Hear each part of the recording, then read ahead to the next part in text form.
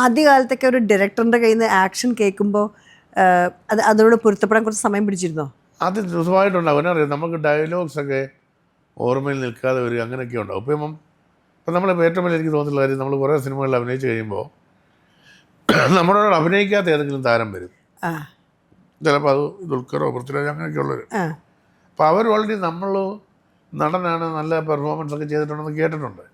അവർ പുറത്ത് വെച്ച് കാണുമ്പോഴേ ചേട്ടാ ഉണ്ടല്ലേ നമുക്ക് കലക്കണം, മറ്റൊരു തകർത്തെന്ന് കേട്ടു എന്നൊക്കെ പറഞ്ഞിട്ടാണ് വരുന്നത്. അപ്പോൾ ഇവർക്ക് നമ്മളെക്കുറിച്ച് ദൈവമേ നമ്മൾ കൂട്ടുകാരൊക്കെയാണ് ഇവർ വിചാരിച്ചേക്കുന്ന വിചാരം, നമ്മളെ സന്തോഷിപ്പിക്കാൻ വേണ്ടി പറഞ്ഞായിരിക്കാം.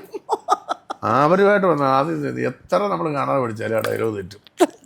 അതെന്നാന്ന് ചോദിച്ചാൽ നമ്മൾ ഇവർ ദൈവമേ നമ്മളെക്കുറിച്ച് ഇങ്ങനെയാണല്ലോ കരുതി നമ്മൾ തെറ്റിക്കാൻ പാടില്ല എന്ന് വിചാരിച്ചാൽ തരും. പക്ഷേ ഒരു കുറച്ച് കഴിയുമ്പോൾ പിന്നെ അത് ഓക്കെ ആവും.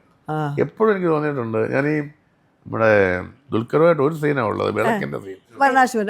ഏണ്ട് 8 or 9 ടേക്ക് എടുത്തത്. കാരണം ഒറ്റ ഷോട്ടിലാണ് അനുഭവം. അങ്ങനെ വെക്കണം, അത് വെച്ച് കഴിഞ്ഞ് പിന്നെ കട്ട് പോകുന്നുണ്ട്. ഒറ്റ ഷോട്ടിൽ നമ്മൾ ആറ്റി വെച്ചേക്ക് വൈഡായിട്ട്. അപ്പോൾ ഞാൻ വന്നു കയറി വിളക്കിയത് എന്താ വിളക്കിയത് എനിക്ക് വേണം. മോൻ്റെ വീട് ഇവിടെ ആലുവ.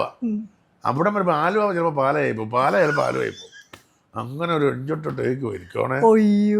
അപ്പം അതെന്താ സംഭവം എന്ന് ചോദിച്ചാൽ ഞാൻ ആദ്യമായിട്ടാണ് ദുൽഖറുമായിട്ട് ചെയ്യുന്നത്. അപ്പോൾ അതിൻ്റെ ഒരു ഇതാണ്.